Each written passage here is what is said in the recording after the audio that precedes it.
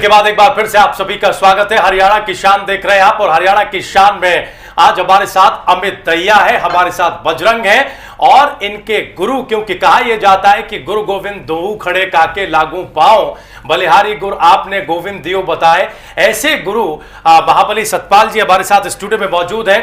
जहांगीर साहब एक दर्शक है, क्योंकि आपके फोन कॉल लेने का सिलसिला चल रहा है जिस पर आप अपने सवाल भी पूछ रहे हैं और दोनों चैंपियंस को बधाई भी दे रहे हैं। जहांगीर एक दर्शक है, लंबे वक्त से इंतजार कर रहे हैं अपनी बारी का। जहांगीर साहब कहिए, क्या कहना चाह रहे हैं? जी बोलिए। अमित भाई राम राम। राम राम भाई। बजरंग नमस्कार भाई साहब। नमस्कार भाई। कौशा नमस्कार। नमस्कार जी। मेरा गांव है जी धनौर डिस्ट्रिक्ट जींद नरवाना के पास जी। मैं खुद रेसलर रह चुका हूँ जी, खेला तो सिर्फ स्कूल नेशनल ही हूँ। अच्छा अच्छा, चलो। हाँ, मेरे गांव में जी 3 तो अंतर्राष्ट्रीय इंटरनेशनल हो चुके हैं जी। जी।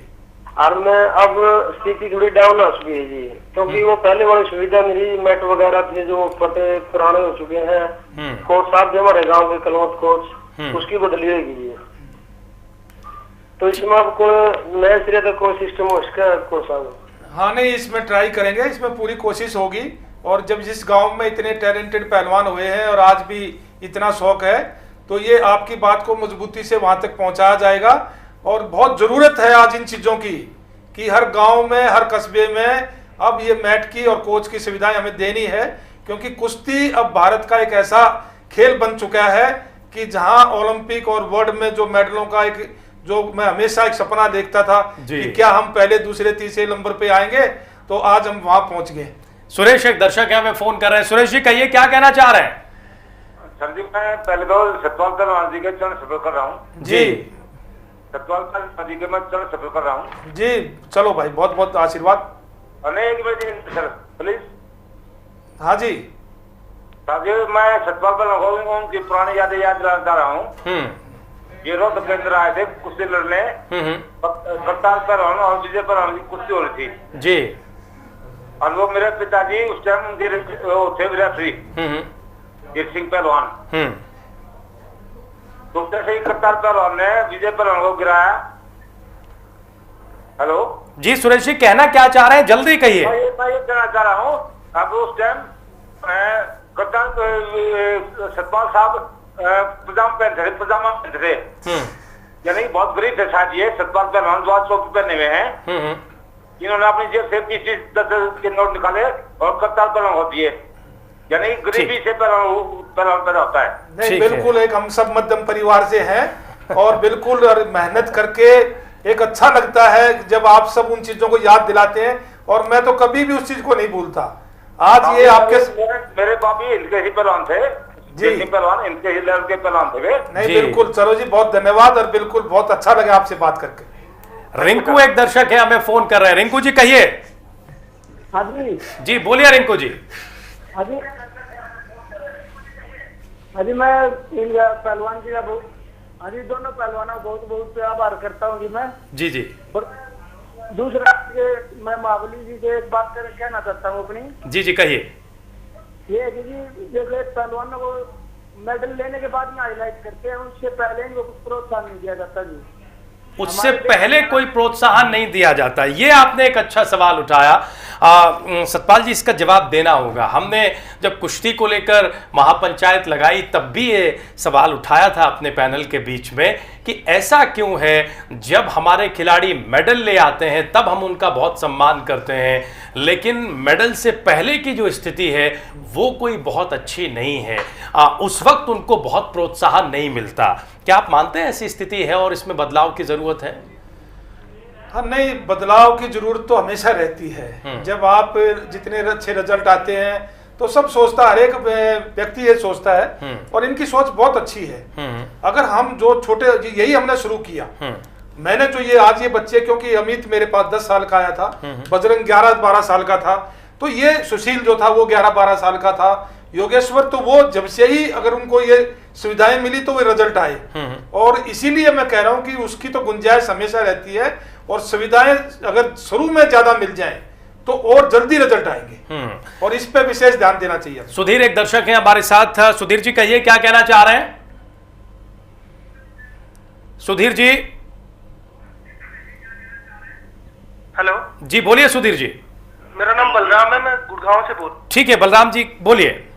सबसे पहले तो मैं नमस्कार करता हूँ। जी जी हाँ नमस्कार भाई, बिल्कुल। और इसके बाद अमित और जो बजरंग पहलवान है इनको बहुत बहुत बधाई हो। जी धन्यवाद। और सतपाल जी मैं भी मेरी भी कभी हेलो हेलो जी हाँ, बोलिए हम सुन रहे हैं। आवाज आ रही है आपकी। सतपाल जी मेरी भी कभी इच्छा थी कि मैं भी पहलवान बनूं जी लेकिन वो इच्छा तो पूरी नहीं हो पाई। लेकिन आगे से जो भी हमारे घर में कोई नया बच्चा आएगा जी मैं जरूर उनको रेसलिंग में डालूंगा। चलिए चलो, शुक्रिया। बहुत बढ़िया, यही हम चाहते हैं। शुक्रिया देश बलराम। में यही माहौल मैं पैदा करना चाह रहा था जी। और वो आज ये आपने ये दिखा दिया कि अभी तो बच्चा पैदा भी नहीं हुआ है लेकिन फिर भी आपने ये कहा कि मैं उसको कुश्ती करवाऊंगा। बहुत बहुत धन्यवाद। सुधीर जी है हमारे साथ। सुधीर जी कहिए। हेलो हाँ सुशील जी कहिए। नमस्कार सर। जी नमस्कार, बोलिए सुशील जी। सर मैं दोनों पहलवानों को उज्जवल भविष्य की कामना करता हूँ जी और इनको लख लख बधाइयाँ देता हूँ और गुरु सतपाल जी महाराज को कोटि कोटि नमस्कार करता हूँ। जी नमस्कार, बहुत बहुत धन्यवाद भाई। सर मेरा लड़का 8 साल का है अभी। चलिए धन्यवाद। एक आखिरी दर्शक हम लेंगे जो काफी देर से हमें फोन कर रहे हैं। सुशील जी हमारे साथ हैं। सुशील जी आवाज मिल रही है आपको? जितेंद्र हमारे साथ है, माफ कीजिएगा। जितेंद्र जी कहिए क्या कहना चाह रहे हैं? जितेंद्र बोल रहा हूँ जी, भिवानी डिस्ट्रिक्ट से। जी जी बोलिए जितेंद्र जी बोलिए। जी मैं पहले अपनी टीवी की आवाज को प्लीज कम कर लीजिए जितेंद्र जी, फिर बातचीत करने में सुविधा होगी। हाँ जी हाँ आवाज आ रही है आपकी जितेंद्र, कहिए। बोलो। हाँ जी मैं जी पहलवान जी से ये पूछना चाहता हूँ कि जी जैसे पहलवानों को यहाँ पे डिस्ट्रिक्ट लेवल पे या ये अपने तहसील या ब्लॉक लेवल पे भी थोड़ा मोटिवेट किया जाए ना तो थोड़ा अच्छा हो जाए। नहीं बिल्कुल जितेंद्र आपने ठीक कहा और ये ही कोशिश होनी चाहिए और इसी को अब हम पूरा जोर देंगे कि ब्लॉक लेवल पे, गांव लेवल पे इस पे ज्यादा जोर दिया जाए। जी मैं एक राजीव जी एक बात ही कहूंगा क्योंकि ये बच्चे मेरे पास अमित, बजरंग, सुशील, योगेश्वर और ये ऐसे करीबन 300 पहलवान हैं। मैं आपको बताऊं कि इन बच्चों को, क्योंकि ये घर नहीं जाते, कभी कोई त्योहार होता है, कोई अगर फंक्शन भी होता है तो 1 घंटे के लिए साल में 2 या 3 बार, तो इनका पिता भी, इनका गुरु भी, इनका दोस्त भी, इनका सब कुछ हम है। और इनको वो चीजें, लेकिन आप इनके चेहरे और उनकी परफॉर्मेंस को देखो, क्योंकि जब भी वो चीज होता है, जब एक टीम वर्क जो बनता है तब फिर चैंपियन पैदा होना असंभव नहीं है। भारत में तो खान है टैलेंट की जी, बस वो उसको तराशने वाले अच्छे हो और उनका एक लक्ष्य हमेशा वही होना चाहिए कि मैंने वहां ओलंपिक में गोल्ड मेडल जीतना है, मैंने वर्ल्ड में जीतना है। तो राजीव जी मैं इसके लिए तो आज इंडिया न्यूज को बधाई देता हूं कि आपने एक आखिरी सवाल जी। एक आखिरी सवाल सतपाल जी, अगला लक्ष्य क्या और उस लक्ष्य तक पहुंचने की अब तैयारी कैसी?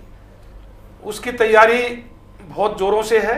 ये जिस दिन से ये बच्चे आए हैं उसी दिन से इनका अभ्यास शुरू हो गया है और लक्ष्य है, अभी तो अगले साल कॉमनवेल्थ और एशियन गेम है, लेकिन लक्ष्य है रियो ओलंपिक 2016, कम से कम 4 या 6 मेडल देश को और उसमें एक सोने का मेडल, गोल्ड मेडल, क्योंकि वो बहुत बड़ी रिक्वायरमेंट है और मैं उम्मीद कर रहा हूं कि अब के गोल्ड मेडल की संख्या भी बढ़ेगी। जी बजरंग, इस जिम्मेदारी के लिए तैयार हैं क्या? अब जो प्रैक्टिस हो रही है वो उस बात को ध्यान में रखकर हो रही है?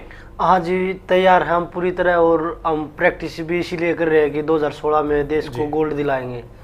अमित, आप भी उसी तैयारी में जुटे हुए हैं लगातार? हाँ बिल्कुल, जैसे हमारा वेट है, वेट करके हिसाब से लड़ते हैं तो उसको कंट्रोल में करते हुए तो हम उसी दिशा में जा रहे हैं जहाँ पे हमें जाना है। तो आप दोनों से हम ये उम्मीद करें कि अगली बार निशाना गोल्ड पर ही होगा और वो निशाना किसी कीमत पे चूकेगा नहीं। हाँ जैसे ब्रॉन्ज और सिल्वर हमारे पास है, गुरु जी का सपना है गोल्ड का, तो वही सच करेंगे। चलिए बहुत शुक्रिया स्टूडियो में आने के लिए अमित और बजरंग, बहुत धन्यवाद सतपाल जी वक्त निकालने के लिए, चर्चा करने के लिए और हमारे तमाम दर्शकों के सवालों के जवाब देने के लिए। और बहुत धन्यवाद उन दर्शकों का जिन्होंने हमें फोन किया और इस कार्यक्रम को देखा। आप कहीं जाइएगा नहीं, इंडिया न्यूज पर खबरें जारी हैं, तुरंत हाजिर हो रहा है।